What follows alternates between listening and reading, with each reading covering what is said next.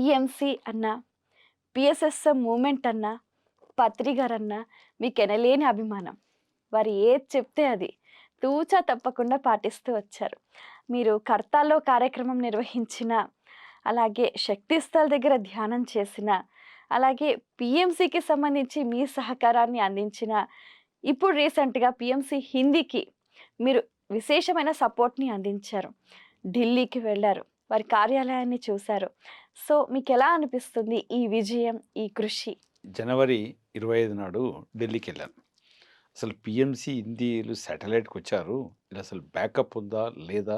Study చేయాలని actual మమ్మల్ని పిలిచింది 26 జనవరి నాడు గెస్ట్‌గా పిలిచారు. ఒక 1 డే బిఫోర్ ఎళ్లి మొత్తం వాళ్ళ ఆఫీసు, వాళ్ళ టీము, వాళ్ళ డైరెక్టర్సు అందరిని స్టడీ చేశాను. ఎందుకంటే నేను 8, 9 కంపెనీలో డైరెక్టరు, 40 సంవత్సరాల అనుభవం, వావ్! గవర్నమెంట్‌లో అసిస్టెంట్ కమిషనర్‌గా పనిచేశాను. కాంట్రాక్టర్‌గా పనిచేశాను. ఇప్పుడు బిల్డర్‌గా పనిచేశాను. హ్మ్. 1979లో నా క్యారియర్ స్టార్ట్ చేశాను. హ్మ్. నా వయసు అప్పుడు 18 సంవత్సరాలు. కాబట్టి డెఫినెట్‌లీ వాస్ట్ ఎక్స్‌పీరియన్స్‌గా ఉంది. యెస్. అయితే ఫస్ట్ ఏందంటే ఏ సంస్థ అన్నా, ఏదున్నా టీమ్ ఎలా ఉంటది బ్యాక్ ఎండ్ అనేది స్టడీ చేయాలి. హ్మ్. చూసినప్పుడు ఎంత ఆశ్చర్యానికి లోనయ్యానంటే ఫస్ట్ యంగ్ టీమ్. హ్మ్. అందరూ బిలో 35 ఇయర్స్ ఓళ్ళు ఫస్ట్. రెండోది అందరూ హైలీ క్వాలిఫైడ్ పీపుల్. హుహు. 3 వాళ్ళ ఆఫీసెస్ గానీ, ఆ పిల్లలను చూసినప్పుడు ఎందుకంటే పీఎంసీ అనేది టెక్నాలజీ బేస్. హ్మ్. నాలాంటోడు చేయలేడు. Technology base. ఎంత అడ్వాన్స్ టెక్నాలజీ తోటి ఆళ్ళ దగ్గర ఉన్న కంటెంట్స్ గానీ, ఆళ్ళ లక్ష్యం గానీ మొత్తం ఎందుకంటే ఇయాల ప్రపంచంలో హిందీ మూడో స్థానం ఉంది. భారతదేశం ఆల్మోస్ట్ ఆల్ 80% పీపుల్ హిందీ మాట్లాడతారు. హ్మ్. హిందీ పత్రి గారు ఎన్నో సార్లు అనేవారు. అయ్యా! పీఎంసీ హిందీ అయిన రోజు మనం 100% ధ్యాన జగత్ అవ్వడం డౌటే లేదని చెప్పేవారు.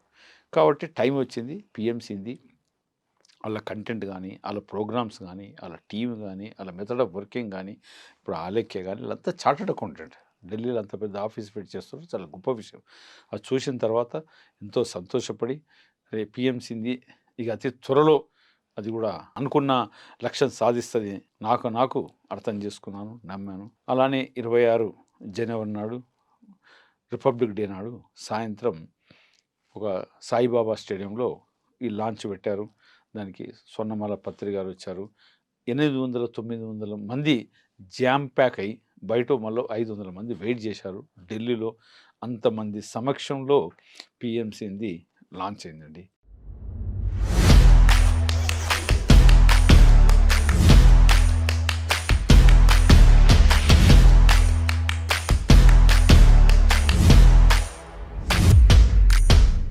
Ten, two, one.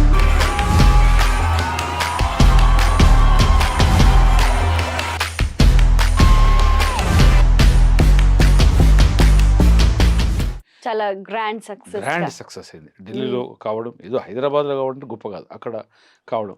ఎందుకంటే ఈనాడు ఏందంటే స్పిరిచువాలిటీ పత్రి గారు చెప్పారు. ఇక ఇద్దరే మిగులుతారంట ఈ భూమి మీద. హ్మ్. ధ్యానం చేసేవాడు, ధ్యానం చేయనివాడు. ఇంకెవరుండరా? ఇంకెవరుండరు. కులం లేదు, మతం లేదు, లింగ భేదం లేదు, ఏం లేదు. హ్మ్. ధ్యాని, నాన్ ధ్యాని.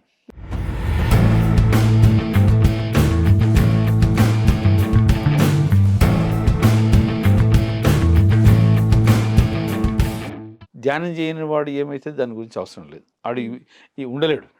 ఇదంతా చేంజ్ అయితుంది. ఇట్స్ అ ట్రాన్సిట్ పీరియడ్‌లో ఉంది. 2030 లోపల నువ్వు ఇటన్నా రావాలి, అటన్నా పోవాలి. హ్మ్. సరే ధ్యానం చేయని వాడు ఏమైతది అనేది ఇక నేను ఆ డీటెయిల్ చెప్పను. అందరికి తెలుసు. ఎందుకంటే ఈ నెగెటివ్ ఎనర్జీస్, ఈ వైరస్‌లు, ఈ సమస్యలు ఓన్లీ ధ్యానం మాత్రమే తట్టుకుంటాడు. హుహు. నన్ను ఎంతో మంది అడుగుతారు. ఏం సార్ అంటే ఏమి ఉండదు. దానికి ఏముంటది? ఏమి ఉండదు. కాబట్టి ఈ ట్రాన్సిట్‌లో ఉన్నారు కాబట్టి ప్రతి ఒక్కరూ ధ్యాన మార్గంలోకి రావాల్సిందే. అందులో వేరే రెండో మార్గం లేదు. రెండో ఆలోచన లేదు. అయితే ఈ క్రమంలో ఎన్నో ఆధ్యాత్మిక సంస్థలు అందరూ బాగా చేస్తున్నారు. ఈ మధ్యన ఎన్నో సంస్థలను చూస్తున్నాను. ఎవరి మెథడ్‌లో, ఎవరి పంథాలో అందరూ అద్భుతంగా చేస్తారు. సరే మన పిఎస్ఎస్ఎం చాలా సులువైన పద్ధతిలో పత్రి గారు ఆనాపానసతి అనేది ఒక సెకండ్‌లోనే టీచింగ్ అయిపోతది. హ్మ్. Maximum 1 minute. కానీ దాని వెనక ఇంతుంటుందసలు. ఆ! హ్మ్. కళ్ళు మూసుకోండి. కాళ్ళలో క్రాస్ చేయండి. నీ శ్వాసను గమనించు. అయిపాయే. చాలా సులువైన పద్ధతిలో చెప్పాడు. అందుకే ఈనాడు ఇంత ఫాస్ట్ శరవేగంగా పోతుంది. హిందీ ఛానల్ తోటి ఏమైతుందంటే ధ్యాన జగత్ అనేది అతి త్వరలో 2030 లోపల అవుతుంది. హిందీ ఛానల్కు చాలా ఫ్యూచర్ ఉంది. మనందరం ట్రెమెండస్గా సపోర్ట్ చేయాలి.